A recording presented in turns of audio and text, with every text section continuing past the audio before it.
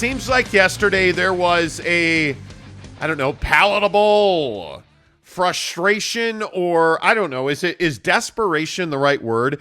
It just seems like there were a lot of Utah Jazz fans yesterday who were desperate for a Donovan Mitchell trade. Yeah, I think people are losing their patience. That's what I think it is. I think that, and I don't blame them, to be really clear. Like, I think that people are tired, and I have to say, like, I'm tired. Like, we roll up on the show every day trying to figure out what's it going to be next. I mean, you look back at the course of events, and it's like, man, we heard, Thursday that there was some great deal in place, and people were working hard on it, and the Jazz and the Knicks were engaged in conversations. And then you hear that, the Utah Jazz and the New York Knicks are a little bit far apart, and RJ Barrett's in the middle of it, and there's pieces that the Utah Jazz would have that the Knicks are a little unwilling to give up. And so then, you combine all this stuff with the Utah Jazz and Donovan Mitchell and the New York Knicks. You combine that with the Brooklyn situation and the Lakers situation, and it all kind of culminates to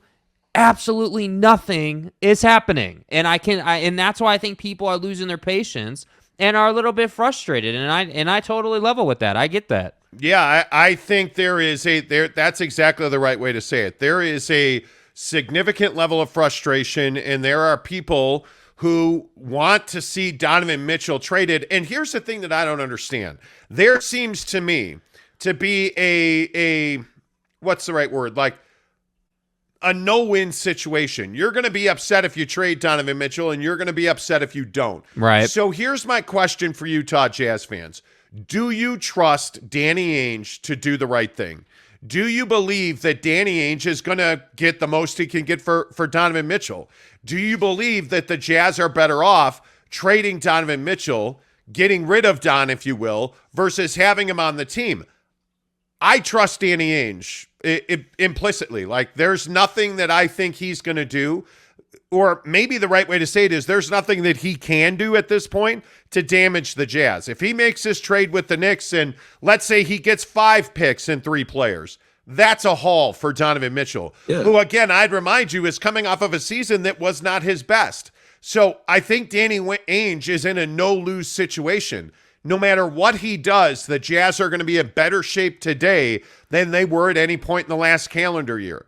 So when we go back to the draft and we go back to trades, and you look at the time that Danny Ainge has put into this team since he came on board really last December full time, and you look at the moves he's made this offseason, Jake, I just don't know that Danny Ainge could have done better than he has done already. Well, and it's funny you mentioned the timeline of Danny Ainge, because if you remember back, and for those of you who have been listening for a while now, if you've been listening since last season, you'll know that in December or late November, we kind of started talking about the locker room situation and Rudy Gobert and that whole dynamic. And so then, Danny Ainge comes on board, and what do we hear? Well, we hear that the Utah Jazz and Donovan Mitchell are close. They have a great relationship. They're planning on building around Donovan Mitchell.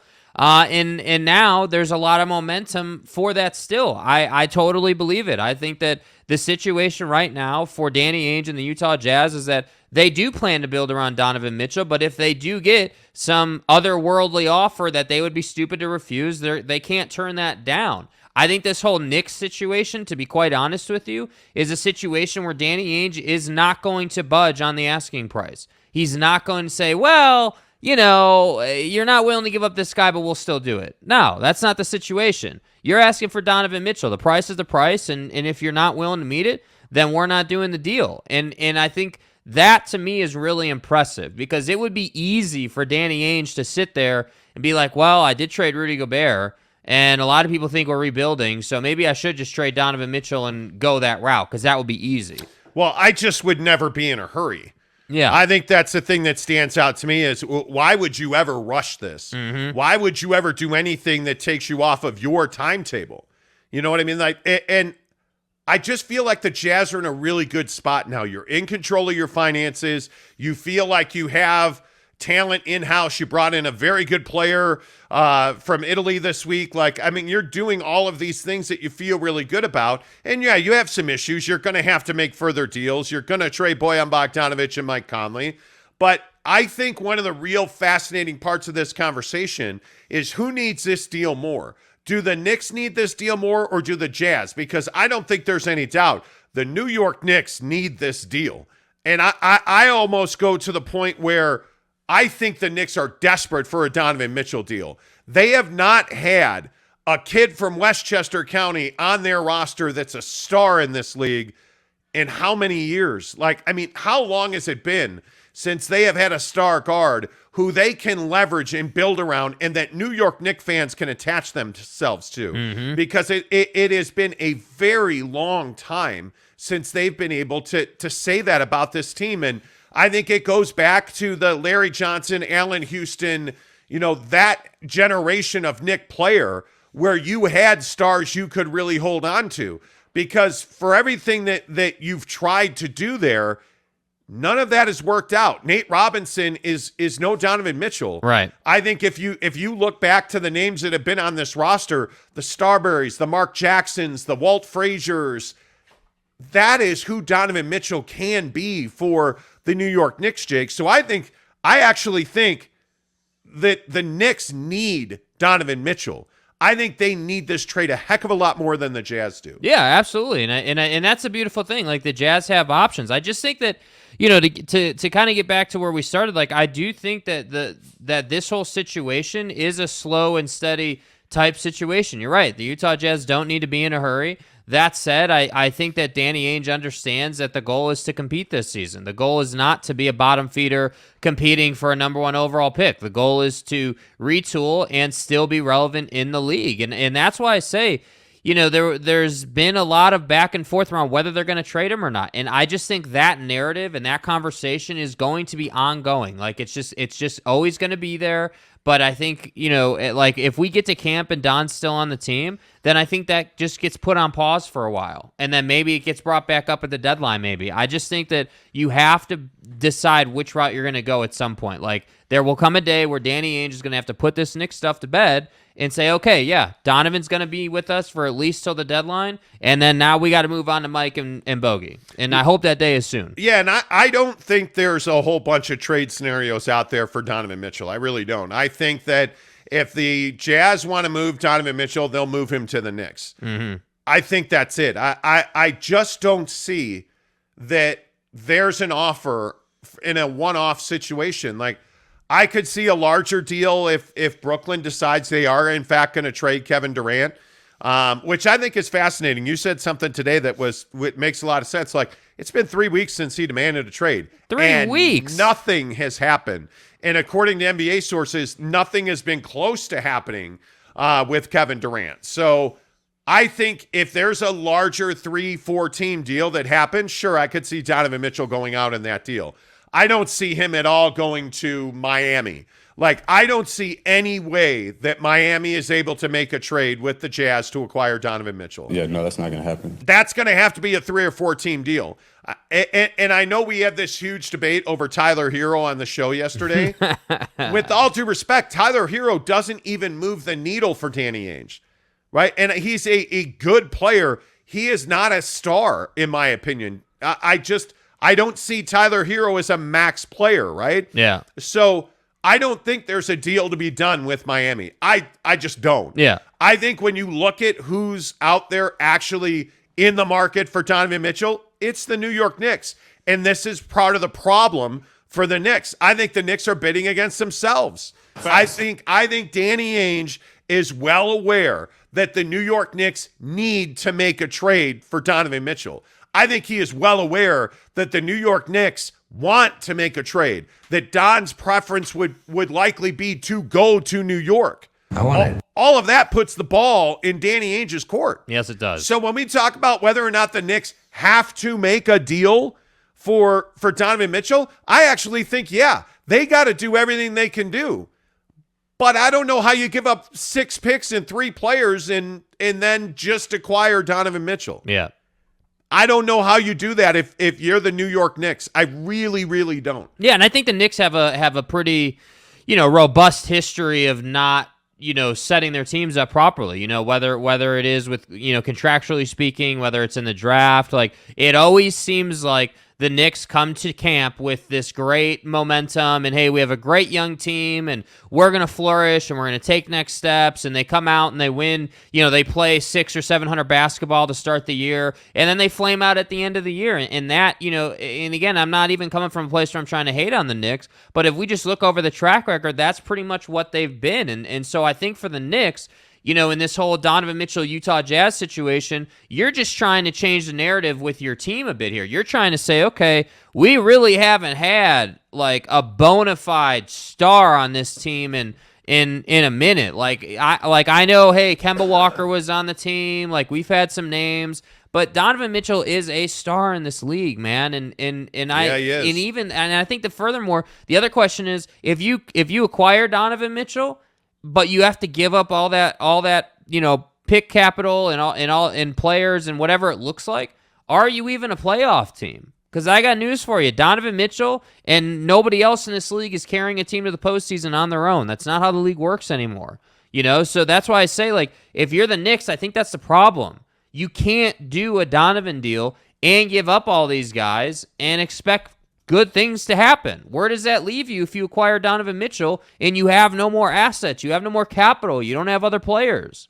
That's the problem, and I don't know how they view that, but what I can tell you is I think Danny Ainge is an absolute savage in these situations. I think he's stubborn. But let's have a real direct conversation about this. Yeah. Is Danny Ainge asking for too much? Like, what is in your opinion at the end of the day? Yeah.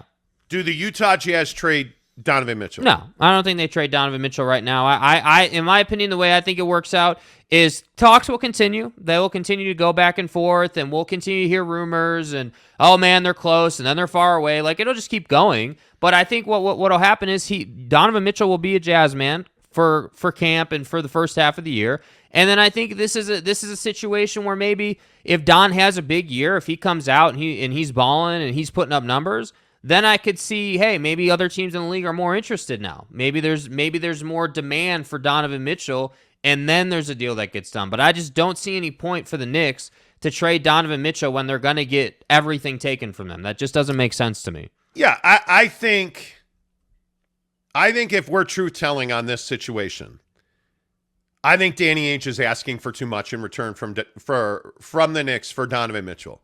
I think he's asking for too much. But why would you ask for a penny less than what he's asking for? Mm-hmm. That's the thing that I think a lot of people have trouble understanding. Like, why would you at any level ask for anything less than Danny Ainge is requesting? You wouldn't.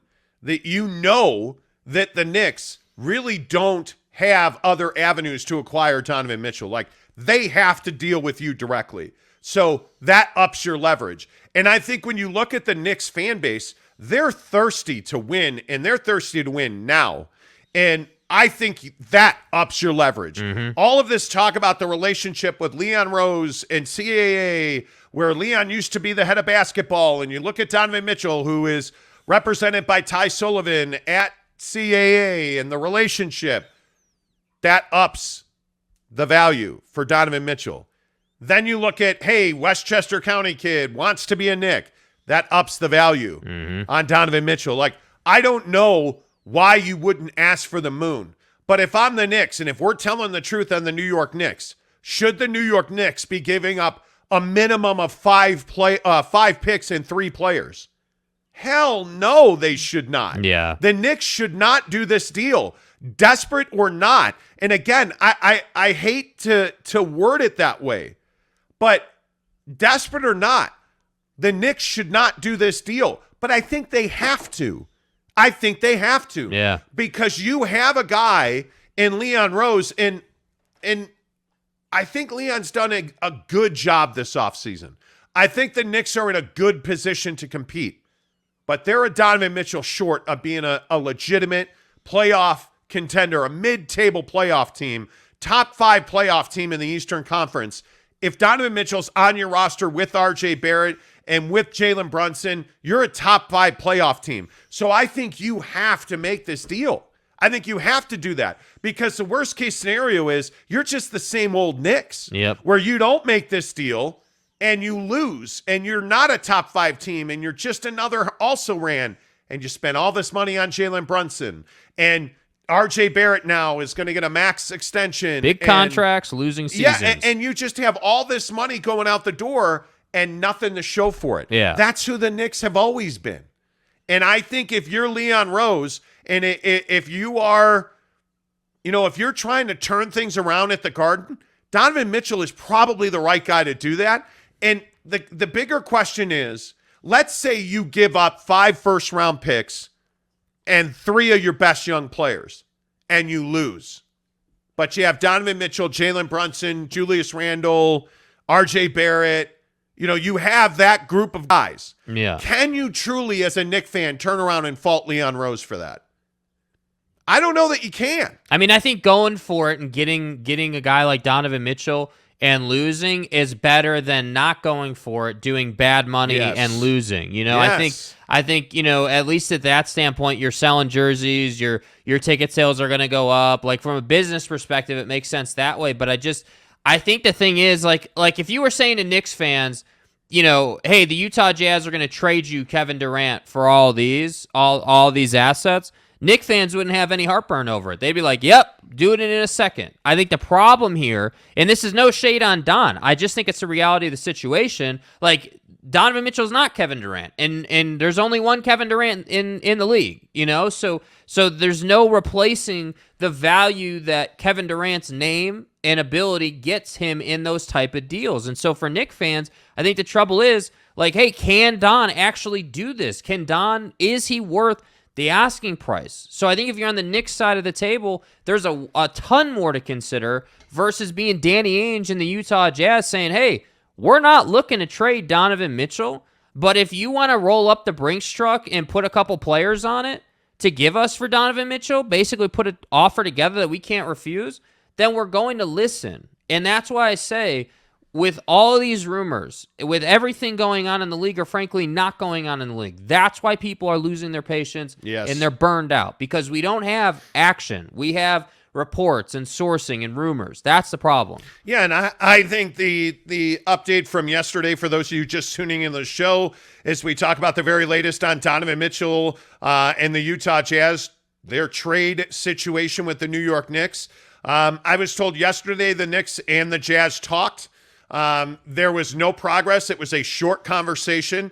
Danny Ainge is unwilling to come off of his ass for Donovan Mitchell, and the Knicks are unwilling to pay the current asking price, and there are no conversations scheduled in the future. Now, does that mean that the Knicks and the Jazz won't talk about this again? No, it does not. I think they will talk about this again. Let's talk about it. I'm a good listener. Right? Like, I think that there's going to be conversations had.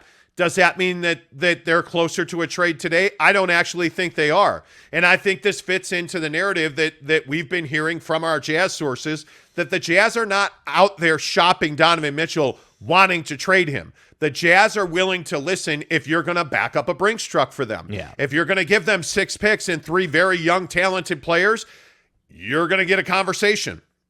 But the problem is that doesn't mean that the Knicks or anybody else is willing to pay that price. And the other thing is, if you're a Jazz fan, one thing you need to consider is how many teams out there can actually make this deal. I think the Knicks are really the only team that can make this deal, because the other part of this equation is Donovan Mitchell has not now or at any time asked to be traded. So it's not like the Jazz are just out there throwing it out, trying to find the best deal they can get, and then it's an afterthought. Of course they're going to. No, it's not like that. The Jazz are not out in the marketplace shopping Donovan Mitchell. The Jazz will listen if you have a Brinks truck and it's full of first-round picks and talented young players. Call Danny Ainge. He'll listen to your offer. But I just don't think that that's the current situation. And I certainly don't think that there's a dozen teams that can make that phone call. I think it's one, and I think it's the New York Knicks. And I also think, again, not to be redundant, that drives Donovan Mitchell's value right through the roof. Yeah, do you see how in that situation the Jazz have all the leverage in these conversations with the Knicks? Like, what do the Knicks have on the Utah Jazz to build leverage? The Knicks are the only team that can do the deal, right? Like, the Jazz are not looking to trade Donovan Mitchell. Like, that's the problem here. It's not a level playing field. So that's why I say, and I'm going to continue to keep saying it, and if they trade him, The day that happens, like, I'll be happy to take heat over it or whatever we do in the comments. Like, I just don't think that right now the landscape is suitable to trade him. I don't think that it's set up properly to get a deal done because the Utah Jazz are just asking for the moon, and there's only one team that wants him right now that bad, and that's the Knicks. There's only one team with a space shuttle rocket ship thing, and it's Elon. Yeah. And he's stuff and everything, you know? For Donovan Mitchell. Elon. Yeah, Elon. You know? All right, let's get your thoughts in here. First one in, Neville93. Good morning to you, sir. Want to thank Greg Hawkins. Your $5 tip this morning is greatly appreciated. Greg says, love the show. No, Greg, the show loves you. Greg, when are you coming back to the state, man? When we gonna hang out? When we gonna chop it up? Yeah. Let's go, man. If you guys ever want to kick it, we'll flow. Greg is a Utah native who is in the Philippines because he's a big-time actor and TV star, and he happens to listen to the show. BB says, Danny has done better than I thought he would. He got more for Rudy, and I literally broke the NBA market. It's amazing. Yeah. Yes, he did. And yes, I think that's also playing a role in the Donovan Mitchell conversation with the Knicks. Hey, this is what we got for Rudy. Well, hey, if you got that for Rudy, what is it for Don? Yeah. What is it for KD? Yep. Peter Brown says, good morning, Neverland. Wonder what today might bring. Yeah, don't ask. Seriously. Don't ask. BB says, it does make you wonder when or if we are trading Conley anytime soon. It doesn't. I think that business around the NBA has been stuck. And one of the things I find so interesting, and I would love your comments on this, by the way, because I think, and I almost hesitate to do it, but I have to ask a question. What the hell are the LA Lakers doing? Did you guys hear this thing yesterday where Anthony Davis, Russell Westbrook, and LeBron James apparently had a three-way Whoa. phone call? Whoa. Where they, what? Whoa. What? Yes, Whoa, yes, yes. They bro. had a three-way phone call. Yes, yes, yes. Where they got together and they said, we love each other and there's solidarity, and we're going to stick it out and do what's best for the three of us. After the street clothes Davis. Which is to tell Russell Westbrook, hey, bro, you suck. That's out of the window. That's what would be best for the Lakers. Yeah. What are the Lakers doing? In all of these offseason conversations that we've had, right? We've talked about Brooklyn, the Knicks, the Jazz, the Bulls, the Hawks, your mom, like Luka's mom. We've talked about them all. Yeah. Right? What are the Lakers doing? You still haven't made the Kyrie deal, which I'm a little surprised about. I thought that deal was a no-brainer. You still have not made the Houston trade that's no longer available because John Wall plays across the hall for the Clippers now. And he's talking junk right? on you. Like, you had all these opportunities to improve the ball club, and the Lakers have not done that. So I ask again, what the hell are the LA Lakers doing? You guys are idiots. Seriously, I am starting to wonder if Rob Pelinka is the right guy for that job, and it's an incredibly difficult job. The bar in LA is championship, or you're not very good at this. But you know that when you sign up. You like, do. You know that. You do. But the Russell Westbrook situation in particular, I think, has been so poorly handled. Now, it started when you allowed LeBron James to go and handpick Russell Westbrook to come in and shoot bricks off the backboard, right? But you have to unload that situation. And I think when you look at, again, Danny Ainge is a great example of this. When you look at what Danny Ainge is doing with the Jazz, he's righting the prior regime's wrongs. Quickly. Trading Rudy Gobert, unloading bad salary, getting your financial house in order. How are the Jazz outmaneuvering the Lakers? Well, Come on, let's go, Schlep Rock. well, because the Lakers have a much higher bar. The expectation is much, much higher. You cannot miss the playoffs again with this payroll and this roster. So every move you make is far more magnified in Los Angeles than it is in Salt Lake City. Right. And I totally get that. But you have to do something other than nothing. You have to move Russell Westbrook off your books. And I don't care how many, circle jerk tea bag stuff that LeBron James, Anthony Davis, and Russell Westbrook have. Yeah. I don't care if they're best friends, right? The three best friends anyone could have, trade his ass. That's what you're doing with Russell Westbrook, or apparently not doing, Jake. I think these are desperate times for the LA Lakers. Yeah, and I just think that you talking about that bar and them, that's the standard they have to live up to because it's the Lakers. That makes your life difficult. But I think this concept of hey, we're gonna bring in we're basically going to get rid of Frank Vogel. We're going to scapegoat him. We're going to bring in Darvin Ham. Darvin Ham's going to do media availability and say he's got some plan for Russell Westbrook. And basically we're going to turn the media cycle and make it so that keeping Westbrook is palatable. They're not moving him. If they wanted to move him, he'd have been gone. They're not moving him. They're bringing him back. They want to have essentially a, hey, this didn't work out last year, but there were some factors that went into it. LeBron's going to have some great year, which is why he was out at the Drew. That's what they're doing, man. Like I'm not saying it's right that they're doing that. I'm just telling you that's clearly what they're doing. And by the way, who would be surprised if Russ came out and bricked some more shots and they traded him at the deadline? I wouldn't be surprised at all. We'll see. I think the Lakers are in a really precarious situation because they are teetering on irrelevance. And it's not often you say that the Lakers are irrelevant in the NBA. If they don't compete at the top of the Western Conference this year, they're going to be irrelevant. I mean, the Clippers right now are better than you by a lot. Like, we need to be on the same page about that. Yeah, and I think one of the interesting things is Jaden Carrera says the Lakers will probably be a top 6 team in the Western Conference. Well, but is that your job as the LA Lakers?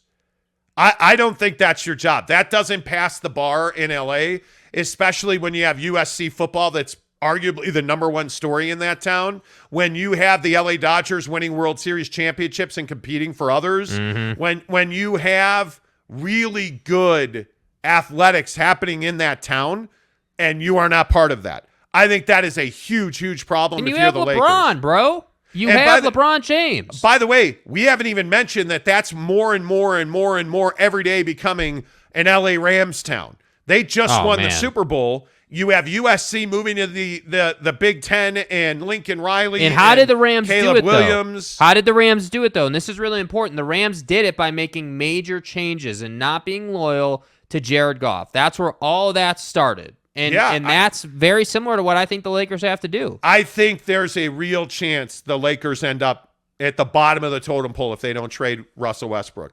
And in LA, and trust me, having lived there and worked there for over a decade, trust me when I say, if you are not winning, you are irrelevant. You are behind. You are behind the Emmys. You are behind Hollywood. You are behind the beach. You are behind Venice. Like, to be relevant in LA, you have to win. Look at USC. When they have sucked for the last 10 years, the Coliseum's been empty. Yep. And you look at the Rams. The Rams are winning. That stadium is full. They're selling gear. They are the talk of the town. Yeah, LA is a bandwagon town. Let's make no mistake about it. Because nobody's from LA. Everybody just lives there. Yeah. So you have to win at a high level, no doubt. NY Jazz fan, good morning to you, sir. He gives us a $1.99 tip. Thank you. He says, pure facts and comedy, great company for a road trip. Thank you, sir. I appreciate that. Kenai Johnson says the Clippers will always be the Lakers' little brother. Well, but I agree with that sentiment as far as the brand is concerned. Like, the Lakers branding and heritage and Kobe and Magic and, like, everything you've done in the big picture, sure. Right now, the Lakers are not the big brother. The Lakers are, frankly, in my opinion, not to be harsh, but it's a little embarrassing what's happening for the Lakers. Like, it's not good enough. Well, and I think you better understand where the Clippers are. I think you got to understand where the Clippers are. The Clippers are building a new arena. The Clippers have a new practice facility. The Clippers are leaving Crypto.com Arena, Staples Center, and they're going to win a championship. My guess is, because you would think that you would get Kawhi, Paul George, and John Wall healthy together on the floor. You would think that would happen. And then you got Reggie coming off the bench where he should be. Like, if that happens, they're gonna win the West. If those guys stay healthy, if they play 70 games together in the regular season, they go into the playoffs capable. Yes, the Clippers are the best team in the Western Conference. I don't even think most people would argue that if they're healthy, and if they're healthy, and Steve Ballmer gets his billions of dollars and activates it, forget it. I'm telling you, they are a real handful. Good morning, Tanner Plummer. I laugh my head off if the Lakers miss the playoffs again.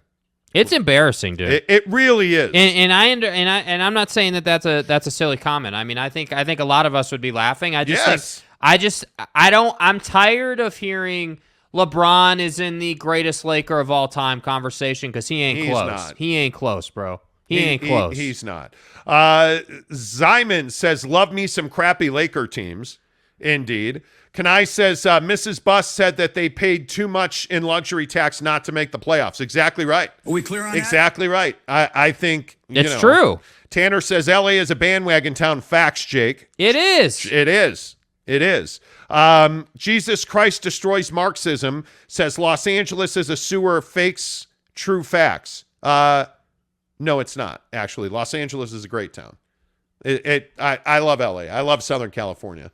I understand most people in Utah hate it. I'm telling you. I don't think it's a bad town. No. I just think from a sports perspective, like, you have to understand the landscape in LA. Like, yeah, sure, are there people who grew up in LA, were born there, raised there, and they have their teams? Yeah, absolutely. But I think LA is mostly a bandwagon town. And again, I don't think that has to be a negative thing. I was more just saying that you have to understand that when the Clippers are good, yeah, they're probably going to have more people in their building than the Lakers. Like, that's just how it works. And the Rams and Chargers are going to be good this year. Yeah, USC is going to be good this year.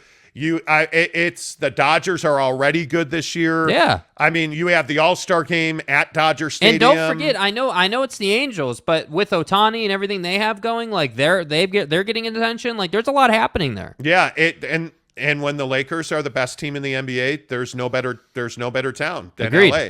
But when they're terrible the way they were last year, that is an unforgiving place. Unforgiving. NY Jazz fan says all reasons why you can't let LeBron run your front office. Amen to that. Yeah, that's their biggest mistake, and I think that's spot on. I mean, amen to that. You can't have LeBron forcing you to go and get Russ. That just isn't going to get it done. No. Let's see. Brett Robbins says, any chance that Jazz take a shot on Tyreek Evans? I would not. I mean, I guess Danny could, but what's the upside there? I mean, Tyreek Evans has been on a drug suspension. Yeah. He hasn't played in the league in years now. That's a guy who should have been an MVP and just never was. You know, Eric and Raleigh says the Clippers' rise happened at the beginning of the Warriors dynasty. It did. I mean, timing's everything. But this latest incarnation of the Clippers, I mean, until Joe Ingles shoved Kawhi Leonard and tore his knee, the Clippers were probably going to win the Western Conference last year. Yeah. I mean, they were on their way.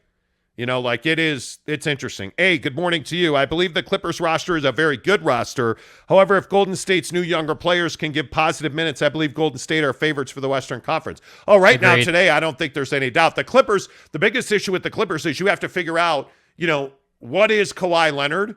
What is Paul George? Where does John Wall fit into this? Like, how does that Clipper roster come together? Especially because guys like Hartenstein aren't going to be there this year. Mm-hmm. You know, you really invested heavily in Ivica Zubac now as your big, and you just have to figure out how all that comes together, because money's never going to be the issue there. It's going to be, in my opinion, chemistry and the ability to keep your best players healthy, which I guess is what you could say for everybody. But when you look at the Clippers, Kawhi Leonard and Paul George as a tandem is savage. I mean, yeah, it's really difficult. Two of the best two-way players in the league. And I think, frankly, it's what the Knicks, it's what the Heat, it's what the Hawks, it's what everybody's trying to do. You know, like you look at Minnesota. Minnesota has invested heavily in building around Karl Anthony Towns and Anthony Edwards.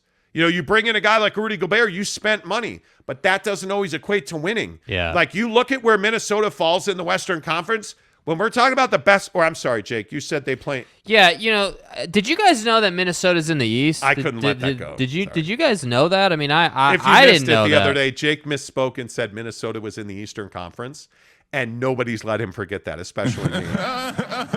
Anyway, thank you, Kawhi. The point is, if you look at the West, like if you had to pick a team to win the Western Conference right now, the Warriors, no doubt. I think they have young talent. I think Steph Curry's, you know, playing the best minutes of his career right now. But I think that's the thing. Like, I think, you know, if you said to me, hey, like the Clippers have Kawhi and Paul George, they're both healthy, and they have John Wall playing at pace, like getting easy transition buckets, like I think that they're a team to be reckoned with. And again, the other thing that I would point out is Luka's got to figure out what he's going to be for this team. Like you can't. He's got to evolve from just being able to put up 40 in a game to putting up 40 and pulling his team across the line. That's the thing he's got to figure out. Thanks to Joshua Shipton, who gives us a $1.99 tip. Joshua, thanks for being here. Brooke Fleming says, "Of course, LOL. The man that always has. Now Boston got rid of him. LOL." I don't understand that. I don't understand that. Could you James rephrase? Knight, good morning to you. If you ask Don what team he wants to be traded to, surely it's one of the New York teams, right? If so, don't they have leverage being aware of that? I think if Donovan Mitchell today had his druthers, my guess would be he'd pick Miami. That's just my guess. He spends a ton of time there. And I think Miami's closer to a championship every day than Brooklyn or New York. Dude, I don't think Donovan wants to go to a situation where he's going to lose, man, where he's going to be on a terrible team and it's like him and just everybody else. He's already got that right now, frankly, respectfully. Like, he already had me and everybody else, and yeah, they were good and they were playoff contenders or whatever, but he doesn't want to go to the Knicks and be a bottom feeder in the Eastern Conference. The Jazz were good and were playoff contenders. I mean, Donovan right, and maybe not right now because we need to see where we are a month from now, but yeah. Donovan Mitchell's got a better situation in Utah than New York has on paper right now today. Let's see what happens in a month, because I think a month from now, the Knicks are probably going to be in a better situation, right? Mm-hmm. If the Jazz roll out today, what's their biggest issue? Well, they're going to have trouble rim protecting because you don't currently have a big that's proven, right? So you would think that they would add a big on some level. Hey, maybe they make a trade and they end up with a Miles Turner, or they bring back a Hassan Whiteside, right? Maybe they do that. But if they do any of that and you roll out with, and let's just pretend, because it's not going to happen, but let's just pretend the Jazz were to roll out with the roster that they have now. If it's Don, Mike, Bogey, and a big, I think you're fine. You have Jordan Clarkson. I think you're fine. Yeah. You have a Jared Vanderbilt. You have a Malik Beasley. You have a Patrick Beverly. You've got enough pieces to go out and contend and win probably 6, 7, 8 in the Western Conference. I think you can do that because, again, I think at the top of the West, you're looking at the Warriors, the Nuggets, the Lakers, the Clippers. Phoenix has to be there. Phoenix, thank you. Phoenix, Minnesota. You're looking at all these teams at the top of the West. It's simply just a matter of where the Jazz slot in, because I think when you look at the Western Conference standings, this conference could be legitimately 8 teams deep. Yeah. How good is Memphis this year? Right? We don't know the answer to that question. What does Keegan Murray do? Is Sacramento actually a playoff team? How much of a problem is Houston? Well, not that they're going to contend, but how much of a problem are they? I don't know that they are a playoff team. I'm not sure about that. And that's my thing. I think that I'm not saying that Houston's going to contend for the top of the conference. Certainly, I just am saying they obviously have a lot of young talent. They showed the ability to beat anybody on any given night. Now they lost most nights, but they made it tough. I mean, again, not to go back to a pain point, but look no further than that than the Rudy moment against Christian Wood, and they go to overtime and they got to claw their way to that win. Houston is getting better, and I think that Houston is going to lose games on tactics and not executing. But eventually that's going to go away, and all that young talent is going to start winning ball games. And I'm just curious, when you have a conference that's 8 teams deep as far as the playoffs are concerned, and then your bottom feeders are really good by bottom feeder standards, that's why it's tough. That's why I say, the Utah Jazz, if you said to me, hey, we're going to be in the play-in, and then we're going to lose in the first round, I don't think that that's too far from the truth right now. No. I think that that's a pretty realistic expectation. Well, I think if you look at the West, here are the playoff teams I think this coming season. Yeah. I think the Lakers, the Clippers, Phoenix, Memphis, Golden State, Dallas, Denver, Minnesota. Here's where we get really interesting. How good is New Orleans? New Orleans with a Zion Williamson playing, let's say he plays 35 games. I think they're a playoff team. Wait, did you just hold on? Did you just say, let's say Zion plays 35 games? Yeah, I think Fat Ass plays probably 35 games. Texas me. What? Why is that funny? Because, dude, he needs to come back and play a full season. 35 games? It's Zion Williamson. What the hell? He farts and pulls a muscle. Come on, man. Are you kidding me? Okay, fat-ass Zion Williamson, 35 games. Okay. And then I think Sacramento and Portland are probably the 9-10 play-ins. Where are the Jazz? I think they're on the outside looking in right now. Man, you think? Well, yeah, I guess right now, yeah. I think right now today they're on the outside looking in. Yeah. What do you get for Boyan and Conley? I'm telling you that this conference is 10 teams, 11 teams deep. Yeah. I mean, there's legit every, and this is why I say, like, when we talk to, like, Eric and Raleigh's a huge Golden State Warrior fan. When we talk Warrior basketball, they're going to be at the top of the tree. But do you know how hard it is to stay there? Well, do you know how hard it is not to trade Russell Westbrook and think you're going to be a playoff team? I said I didn't say a championship contender. I said a flipping playoff team. Yeah. Do you know how deep the Western Conference is? Do you know how much better New Orleans is going to be? Do you know how much better Memphis is going to be? Do you know how much better Denver is going to be? They added Kentavious Caldwell-Pope, and they're getting MPJ and Jamal Murray back, and they have the MVP, and there's conversation that they're looking to move Aaron Gordon to add to the team. I mean, there's so much more depth in the West today than there was when the season ended. Yeah, it's crazy, man. So that's why I say when I look at the Knicks.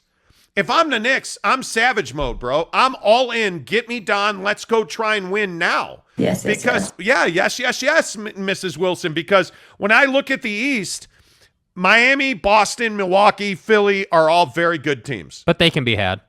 Chicago is a playoff team. Is Brooklyn a playoff team? Yes. I don't know. Yeah, I think they are. If Kevin Durant and Kyrie are still there, they are. But can you say that with any certainty? Oh, well, I mean, I think that so this is the thing. So, not to go backwards here, but I think that every day that goes by, the odds go up that the three of them are there. Like, honestly, would anybody right now today, would anybody be surprised if nothing happened in that situation? I wouldn't be stunned. I wouldn't be surprised. I'd be stunned if Kyrie Irving was still a Brooklyn Net. Dude, if that deal was going to happen, it would have happened. Like, honestly. I don't think so. And I think this is a really important conversation.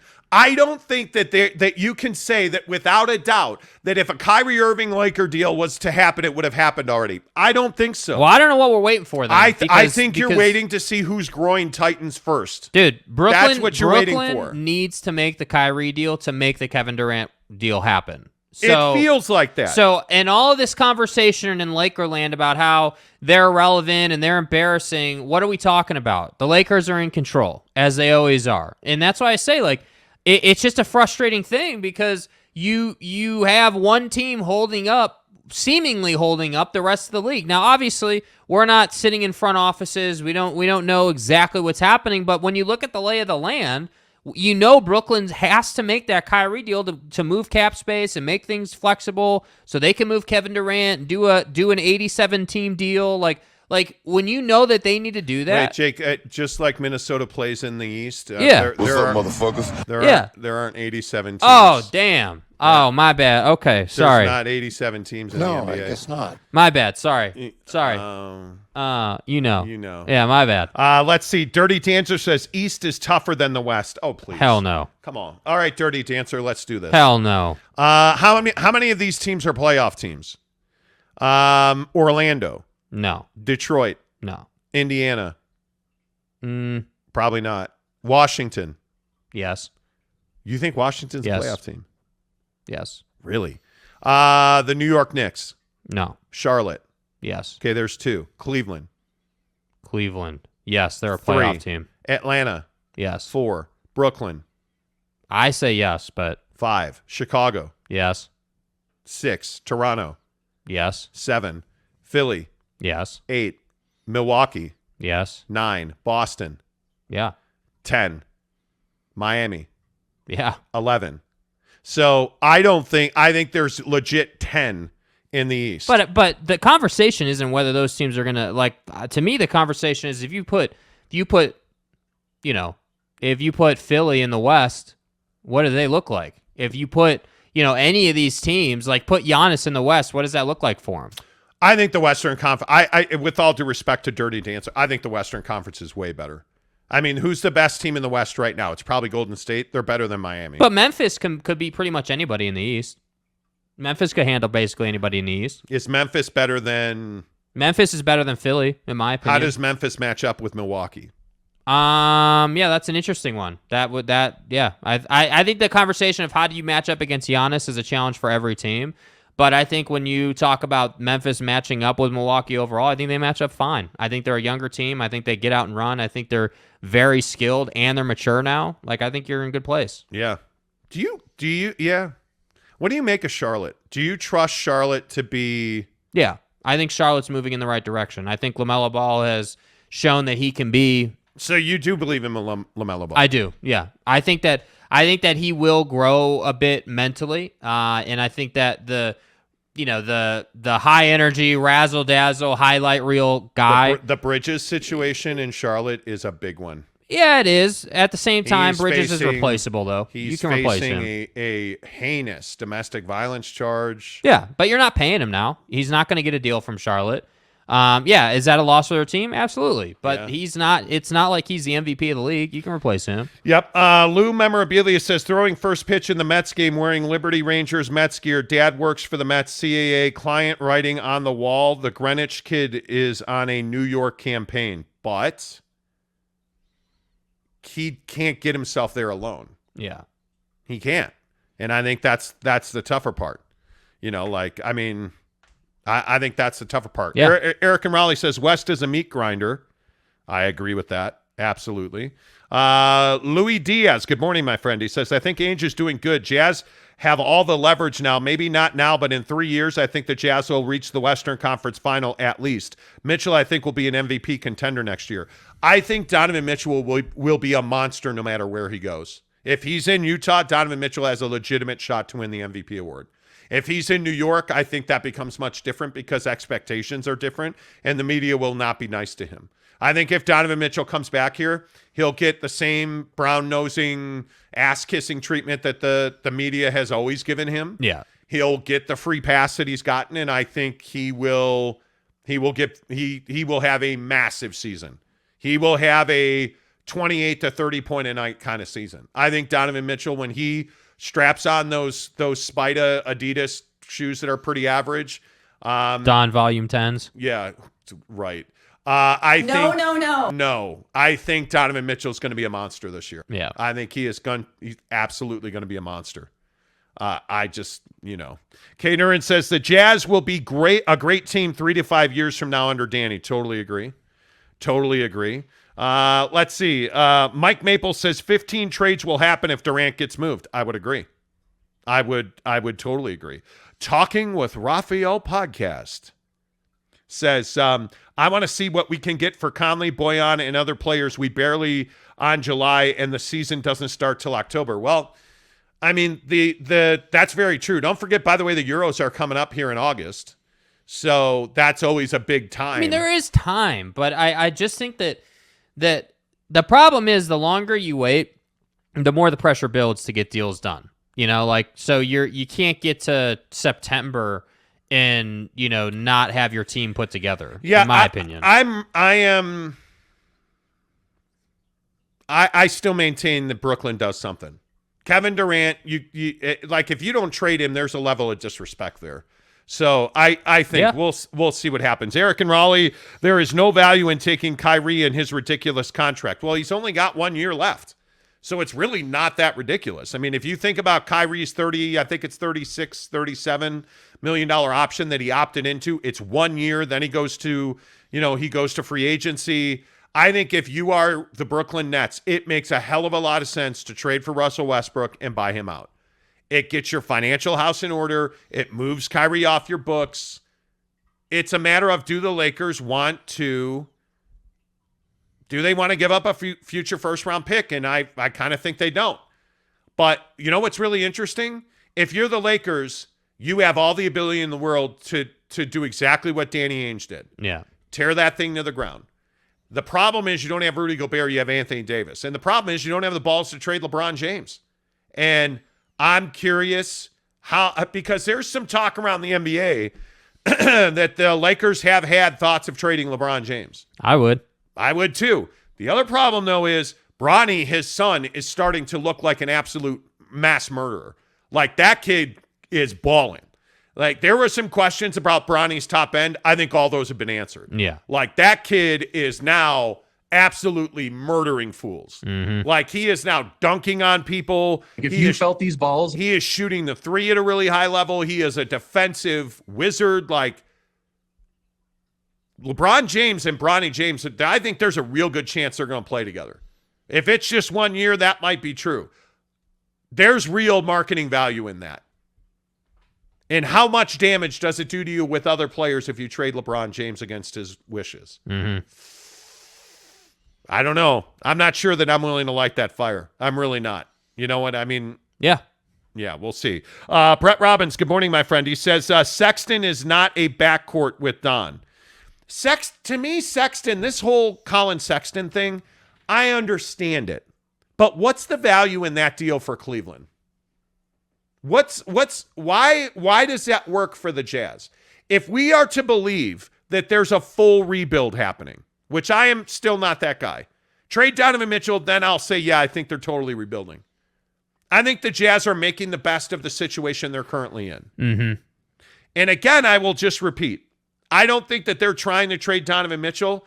I think they will trade Don if they get their doors blown off by the Knicks and they get 6 picks and 3 young players. I think they make that deal. Yeah. Colin Sexton doesn't make a whole lot of sense. Yeah, I don't think that Colin Sexton is equal value for Donovan Mitchell. And I don't think that I would do a deal around Colin Sexton and picks. Like, I think Colin Sexton is a nice young player. I think he's doing quite a bit in the league. But he's got proving to do. You know, frankly, I'd rather have Evan Mobley than Colin Sexton. I'd rather have Darius Garland than Colin Sexton, for sure.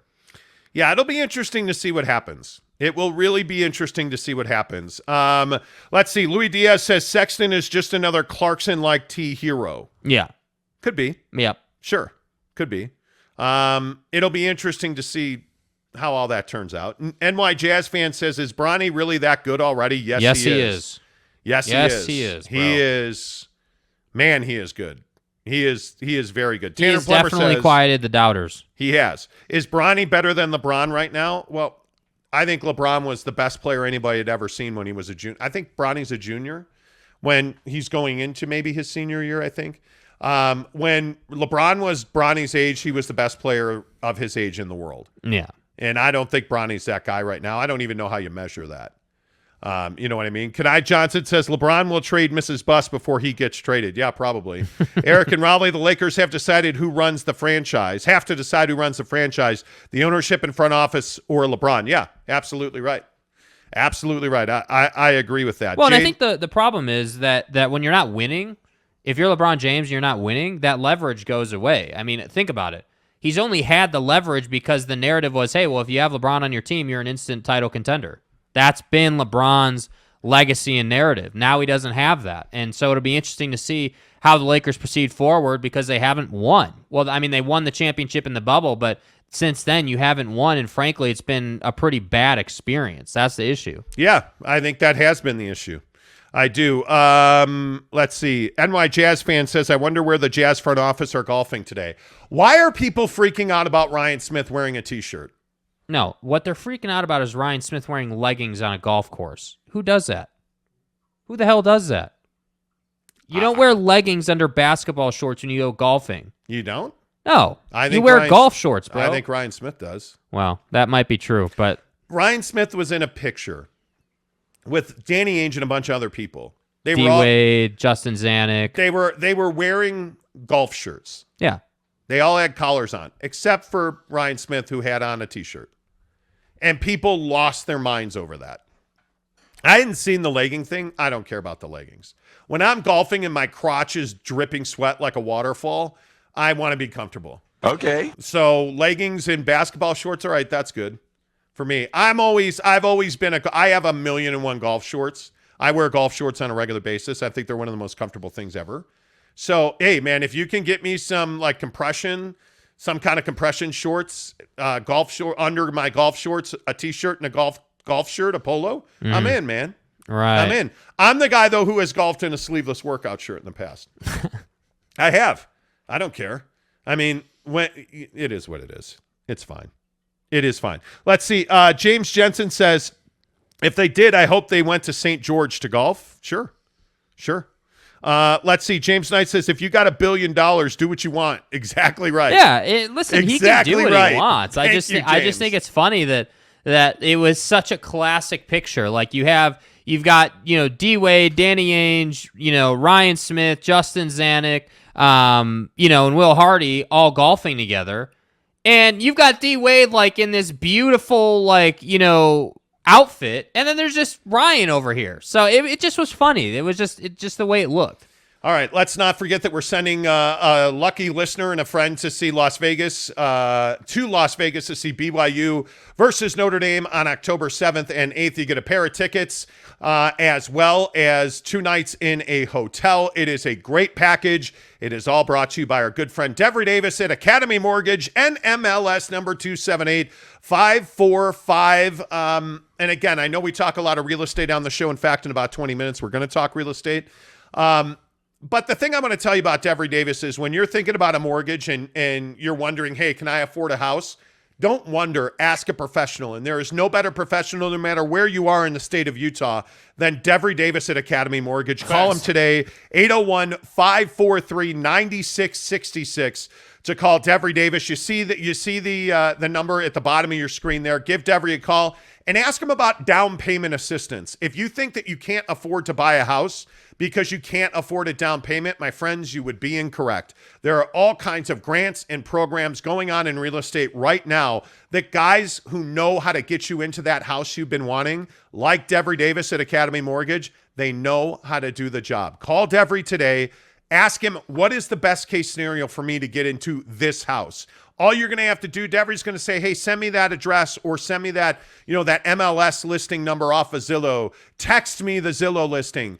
Devery's going to turn around and have a package of information for you, and he's going to make an informed decision on your behalf, and he's going to tell you, hey, here's what you're looking at. Here's what you need to put down. Here's this program. Here's how we get you into that house. Devery Davis has the answers that you're looking for. That's why you trust him. That's why I trust him. I've done 3 loans with Devery Davis, and I would never consider using a different mortgage broker than Devery Davis at Academy Mortgage. So give him a call today, 801-543-9666.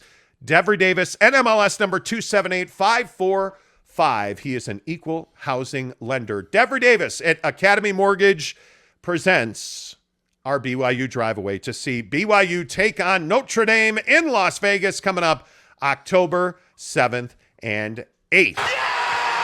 Let's go. Be a great prize. Let's go. I'm telling you, it is going to be amazing. The grand prize thing that the way we're going to announce this, that we're cooking up right now. Yes. It's is on going the to be stove, spectacular. bro. It's on the stove. It is going to be spectacular. Trust me. All you have to do to win this trip right now is be subscribed to this channel. If you are one of the 293 people that are watching this show right now, make sure you give us a thumbs up. It really helps the channel grow. Hit that subscribe button. Please hit that subscribe button, and that gives you a chance. And listen, if you're not in Utah right now and you want to win this prize, I'm happy to give you a $200 Visa gift card instead of a gas card to drive there. Because if you want to get yourself to Las Vegas, we're happy to give you the 2 nights hotel. We're happy to give you the 2 tickets to the game. And instead of a gas card, we'll give you a $250 Visa gift card. Feel free, my friends. Feel free. Yes. To subscribe, enter the contest. One of our subscribers on this channel is going to win this prize. Trust me when I say it's going to be amazing. I think it's one of the biggest games of the year, and especially if you're in Utah and you're a BYU, Utah, or college football fan, going to Allegiant Stadium to see Notre Dame football, like who wouldn't? Yeah. Those of us that grew up in Chicago, Notre Dame fans. Yeah. Hot dog sandwiches and stuff. Right. All I'm saying is it's going to be a great event. And by the way, you might even get to have dinner with the Monty clan. Yeah. So, we'll see all about that. But thanks to our good friend at Academy Mortgage, Devery Davis. As I said yesterday, I'll say again every day, the way this show works is we don't have many advertisers. We choose them wisely, and we choose people that'll take care of you, but we need you to call them. Even if you just call good old Devery Davis and say, hey, man, just want to say thanks for supporting the Monty show. Call him today, 801-543-9666.